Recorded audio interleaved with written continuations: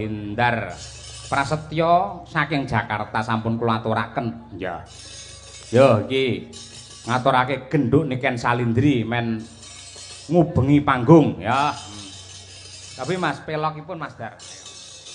Kaya apa? Kur nangis sajroning atiku.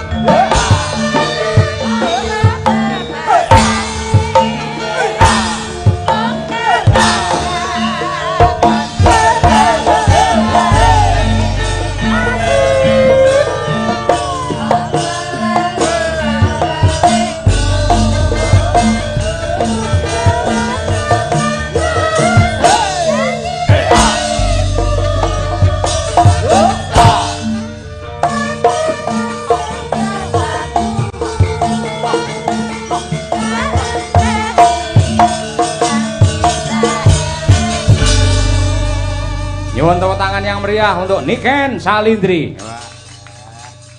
Lagi ngadeg sepisanane wis gawe pengiram-iram. Wah, temenan. Aman awake aman? Aman, Pak. Sehat. Alhamdulillah. Ayo. Pokoke anggere ning panggung Madangkara, wong lara dadi sehat. Lah nggih. Aduh. Lambene kancane sing elek, wong melek dadi ngantuk. Tapi saestu, Pak. Pripun? Dalu niki kula alhamdulillah pun sehat. Jare wingi ya bar opnam. Nggih, ndek wingi opnam. Diimpus. Nggih, diimpus. Sing impus sapa kean? Sing impus sustere. Sustere ya. Nggih. Jane karo dokter wis entuk tanggapan apa durung asline? Sebenarnya dereng. Dereng nggih. Nggih, dereng. Kenapa alasan Anda kok malam hari ini rawuh ning Laladan Sambi? Karena saya sudah berjanji bahwa saya bisa datang di malam hari ini, makanya saya harus tetap profesional, Pak. Oh, hebat. Tepuk tangan untuk Niken Salindri lah ngono kuwi. Janji itu harus ditepati, Pak. Nah, Wes ngomong, Mbak Niken, tanggal segini bisa, nggih, kula saguh, kula hadir, kula nggih harusnya menepati janji itu. Saya juga harus datang. Kaya ngono kuwi. Nggih, leres. Pancen sing apik kaya ngono kuwi. Sampeyan ki dadi seniman multi talenta, ndelalah wayang saiki mulai hidup lagi karena ada Niken Salindri. Biyen ki jarang emak-emak, bocah wedok enom ki nonton wayang. Ning mergo adanya Niken Salindri, akhire iki lho cah nom-nom kabeh do nyuting kaya ngono kuwi. Nggih, alhamdulillah, amin. Matur nuwun sik karo Burini. Nggih, kula ngaturaken matur sembah nuwun sangat kagem Burini kalian Bapak Indar dan juga Mbak Delva. Nggih, Belva Putri. Mbak Belva. BORD. D B babi. B. Lah ini B, Pak. Iya, B. Kalau D kan darah. Oh iya. Iya, D darah. Nama lengkap Belva Putri Prasetya. Umur 17 tahun. Oh, berarti sama. Tahun 2008 juga. Oh iya. 2009. Oh iya, semoga. Apa bintangnya apa berarti? Apa? Lah kuwi tahun 2008 kuwi. Kuwi sasi apa? Kok sik ta kuwi sasi apa? Kula Juni. Juni kuwi apa kuwi?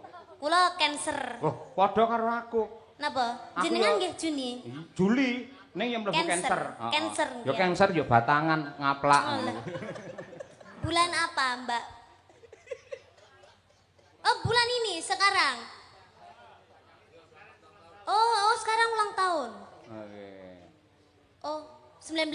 Oh ya, semoga panjang umur sehat selalu. Dan juga Ibu Rini sekeluarga, Bapak, matur sembah nuwun, mugi-mugi rezekine kathah barokah, turah-turah ora lokane malah kebak. Mugi-mugi awet leh momong anak putu. Amin. Mugi-mugi sukses selalu. Dan semoga tiap tahun diadakan acara seperti malam hari ini. Amin ya rabbal alamin. Kuwi ucapan untuk yang lagi ulang tahun. Upamane lagi pernikahan ucapannya piye? Kalau lagi pernikahan ya semoga menjadi keluarga yang sakinah mawaddah warahmah, semoga cepat diberi momongan. Oh iya, upamane terus apa kuwi jenenge pernikahan Mas ngono piye? Oh, pernikahan Mas 50 tahun berarti Pak ya. 50 tahun ya semoga awet leh momong anak putune, mugi-mugi panjang umure ngaten. Yen sunatan. Sunatan ya semoga menjadi anak yang soleh, semoga cepat membesar dengan baik, semoga. Kok kata-katamu apik mau, anak yang soleh, bagus. Ya? Kok bar kuwi membesar dengan baik iki lho? Pertumbuhannya. Oh, pertumbuhannya. Pertumbuhannya harus membesar dengan baik. Oh. Gizi yang baik, jangan gizi buruk. Oh, gitu. Iya. Ini kita ngomongnya positif aja, Pak. Positif thinking ya? Iya, oke, positif siap. aja. Semoga cepat sembuh. Semoga tidak membengkak. Membengkak, iya. Yen sunat cara saiki adik-adikmu ya? kuwi nganu ngangge apa jenenge laser wis maju to. Enek sing luwih maju meneh. Apa itu? Dadi dijak main PlayStation, dhek fokus rono. Dadi iki lho, Oh, kulupe iki diketok ora krasa. Ngerti ora kulupe? Kulup. Berarti di situ ada kulupannya. Kasih pecel gitu. Ora ngono sayang. Gimana Kulup sayang? iki biologis ya ora rusul ya. Ya. Dadi wong lanang kae lek enek helme to. Lah helme Apa kuwi. to Pak dikai helm? Lah timbang cekel polisi. Cilike sakmono lho Pak. Hah? Helme sak pira? Lah ya paribasane jenenge. Aku lek cilik ya helme ya cilik padha wae ngono kuwi. Oh iya, kasih Lah sing helm. diketok kuwi ngono. Helmnya. Kuwi jenenge kulup. Mula anggere wong tuwa nyeluk anake, ngger kulup ning wayang ngono ki lho. Kuwi mesti anak lanang, kok anak wedok diceluk kulup. Salah ngono. Oh, yang dipotong kulupnya. Kulup. Berarti jerabut-jerabut itu, Pak. Namanya juga kulup, kulup kan. Sing jerabut-jerabut apane? Kulup Ora jerabut isih murni suci ngono kuwi. Ora enek pertumbuhan apa di situ enggak ada. Oh. Kuwi. Gak enek gak suci, anak kecil tuh masih suci. Iya, Iya. bener. Oke. Katresnan sejati. Oh, gimana itu, Pak? Hah? Katresnan sejati marang wanita sing tak tresnani. Oh, imsa. Itu lagu nyiptakan sendiri ya, Pak? Heeh, ngawut. Oh, jelek sekali. Nah, pancen wis suwe. Ayo. Ayo, coba. Oh iya. Untuk menumbuhkan rasa cinta keluarga Bu Rini, Bu Pak Endar, semoga selalu menggunakan katresnan sejati oleh Amin. Niken Salindri. Oke, yuk, teteos.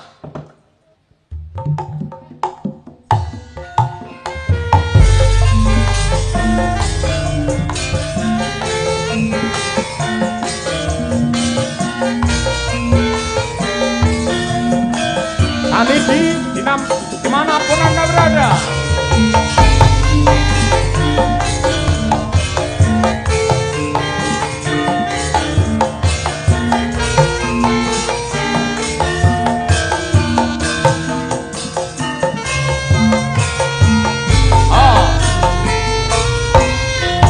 Janji tresnati sakseni lintang-lintang ing tengahing wengi ati kangen asmara Gusti kula paringan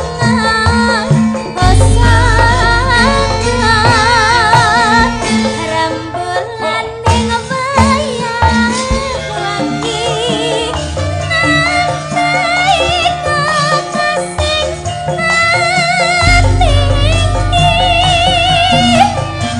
ati papasenatin ning andi doang bagas kang tak anti-anti.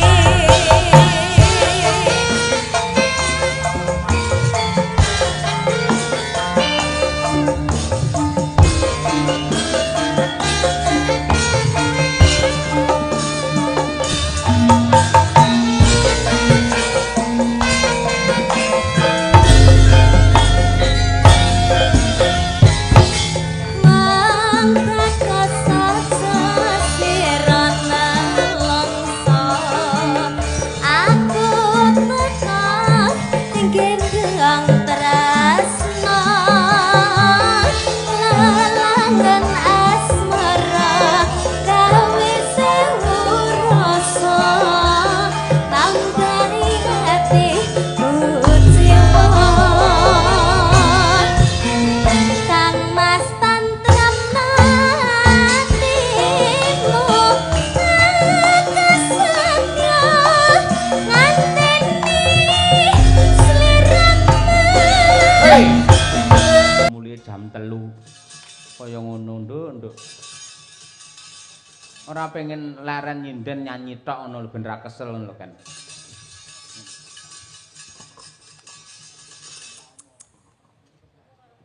Enjing Pak, Enjing.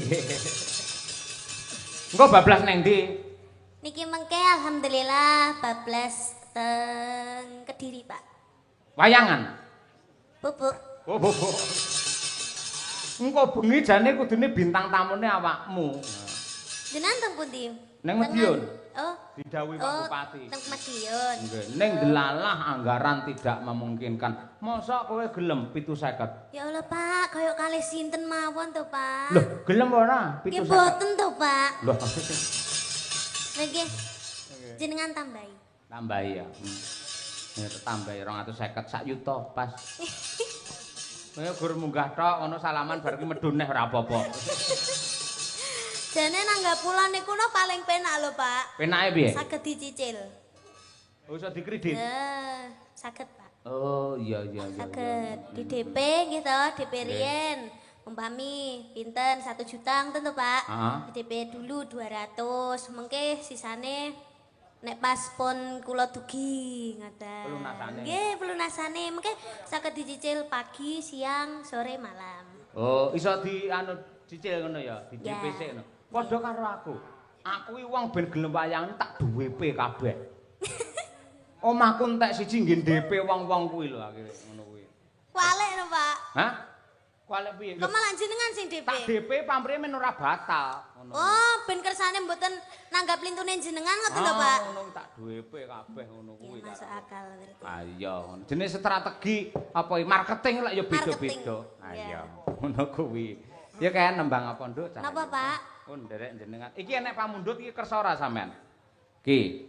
Nderek Mangayu Bagyo, Mbak Rini. Nggih, selamat ulang tahun Adik Belva, moga sehat panjang umur. Terima kasih Ibu Sri Andreas atas segala dharmanya. Semoga berkah barokah. Amin. Saking Mbah Warsono. Napa, Pak? Badhe nyuwun lelagon gubuk asmara menawi berkenan. Oh, nggih. Niki saderenge nyanyi niki kersane Mbak Belva, kersane minggah teng mriki kersane foto kalian kula. Oh, tasik dereng tilem to? Nggih. Oh, nggih. Kalih napa Ibu Rini kalian Bapak monggo mriki. Niki Pak, niki anu lho Pak, iki angel bisa foto karo Niken iki angel. Nggih, kula mbiyen kula edit-edit dhewe kok. Ayo. AI, Pak. AI ya tak edit. Kowe meluk aku ngono ayo. Lah ya AI. Ngono kuwi. Monggo mriki Bu Rini, Pak Rendra, Pak Hendar kalian ingkang nembe ulang tahun. Monggo Mbak Yu mriki. Nah, kaya ngono kuwi. Pokoke seniman Pon rantos ket dek wau, Pak. Pon ket dek wau sonten. Apa? Kan kula mau kan tasik make up to, Pak. Iya. Terus Mbak Deva pengen foto. Lah kula tasik make up deh tasik damel bedak mawon ya ngeri to, Pak. Kayak gareng to, Pak. Iya. Mangga kula semayani. Wah, nggih. Nggih. Pokoke lek sing jenenge seniman ketrima angger wis dijak foto wong kuwi ketrima. Ayo ngono kuwi. Selamat bertambah usia. Nggih. Nggih, Bu Rini pun mboten sasunan, mboten betul dompet mboten napa-napa minggah niku aman. Penting jenengan kersa foto kalih kula ngoten mawon. Apa betul dompet? Lah Ibu mboten nggih jenengan nggih beto to, Pak. Wah, anu, kula teng-tengah. Nah, nggih. Nggih, Mbak Rini. Bar niki foto kalih kula mboten? Nggih, Pak. Aku tak foto karo Arif Mulumer ae. Monggo dihitung kameramen ya.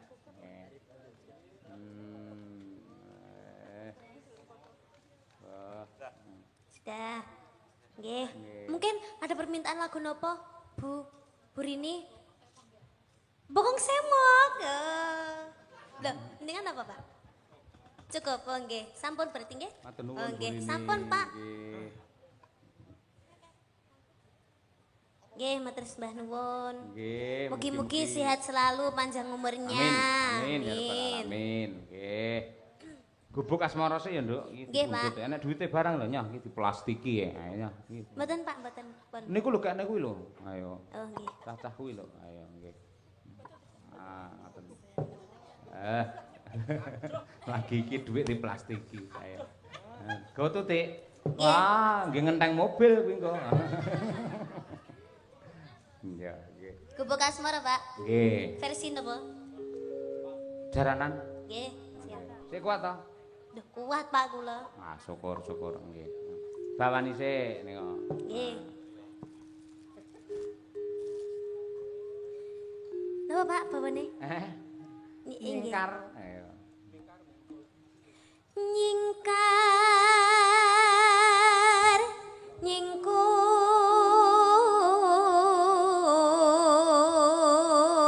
nyingkur wiwitane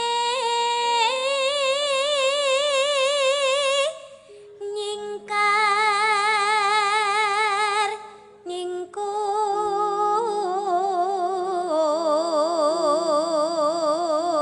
nyingkur lingsem yen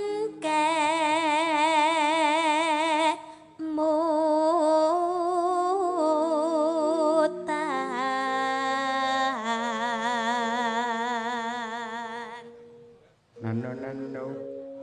lelampahan kang nguri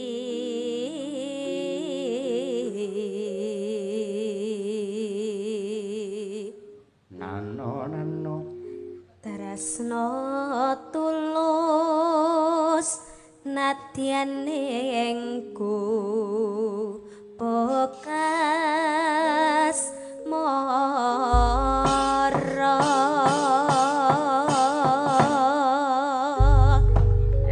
Luar biasa.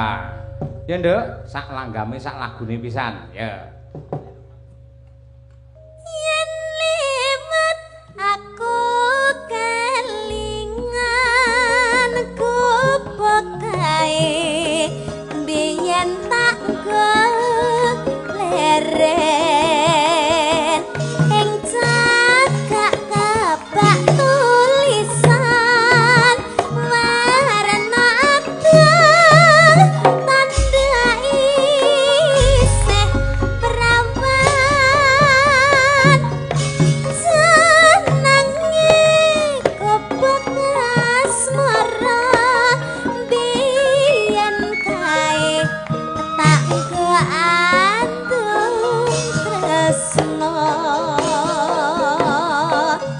tanpa bantah tanpa kuasa bat abadi kenaman asmara gubuk kae nyimpanawati wiwit biyen tumakas saiki gubuk kae kebak crita wayah bengi nganti gagat rina catatan sajroning ati datan guntur saya marati aku kowe dadi garwan marakanen ning kubang asmara